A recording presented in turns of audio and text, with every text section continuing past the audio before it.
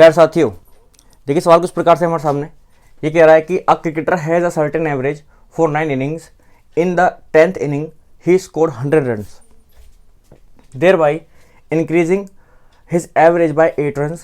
His new average is, अब वो 20 होगा, 24 होगा, 28 होगा, 32 होगा। देखिए सर, एवरेज में इससे टफ क्वेश्चन नहीं हो सकता। एक बस बॉलिंग एवरेज का एक और क्वेश्चन होता है जो थोड़ा टफ होता है, और इन क्वेश्चन को बहुत आसान तरीके से किया जा सकता है।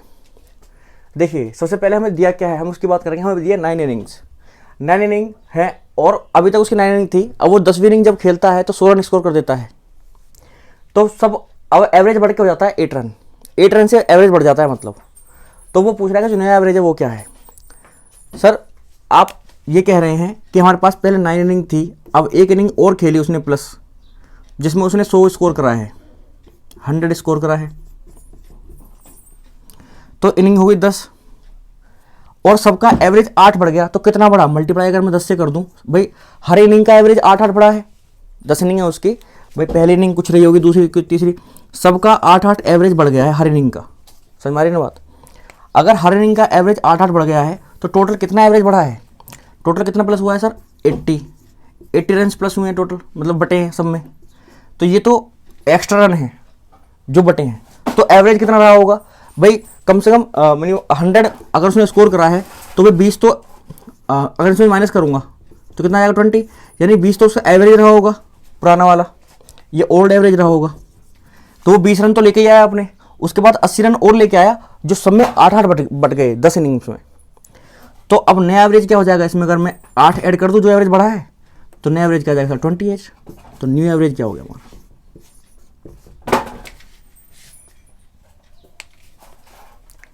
28 इज द न्यू एवरेज। सो ये हमारा हो गया। सो 28 इज द न्यू एवरेज। सो हमारा आंसर हो जाएगा सी। ठीक है, इसको करने का एक बहुत आसान तरीका है। उसके अलावा यदि किसी को मेथड से करना हो, सपोज 8th या 12th या मतलब 8th या किसी भी क्लास के बच्चा अगर कोई देख रहा हो उसको, तो मेथड से करना होगा। सो मेथड के लिए क्या कर सकते हो आप, 9 इनिंग का एवरेज x मान सकते हो। ठीक है, आप मान सकते हो कि लेट, चलो दूसरे पेन से कर देता हूँ, मान सकते हो कि भाई लेट एवरेज ऑफ 9 इनिंग्स वो कितना है, 9 मल्टीप्लाई मान लेते हैं उसको x। ठीक है, तो 9 इनिंग्स का सम निकाल लेंगे हम, तो वो कैसा आएगा, सम ऑफ 9 इनिंग्स। चल चला जाए मेरे को, चुप हो जा,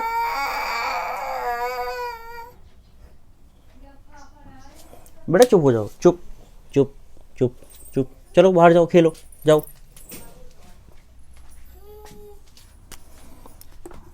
सम ऑफ 9 इनिंग्स वो कितना हो जाएगा, 9x, भाई एवरेज से मल्टीप्लाई कर देते हैं हम।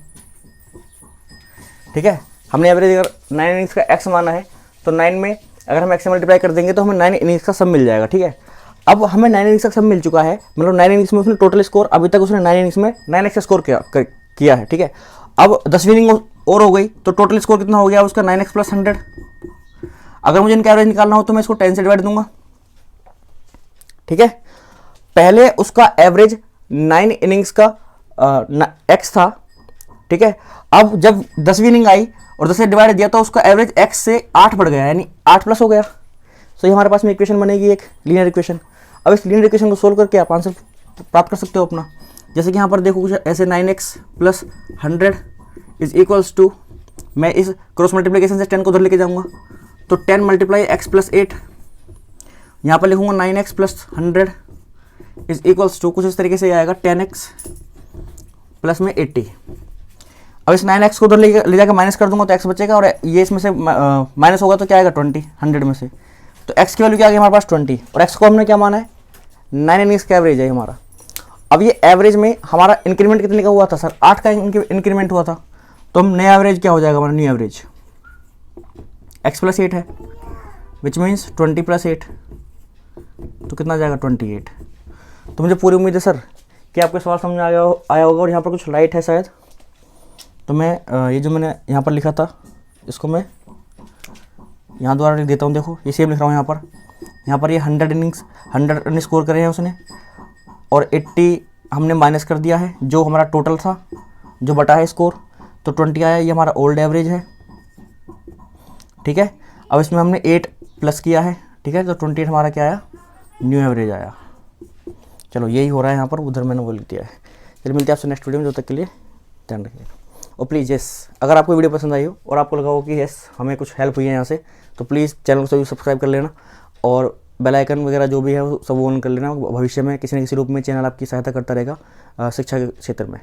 चलिए मिलते हैं आपसे अगले वीडियो में।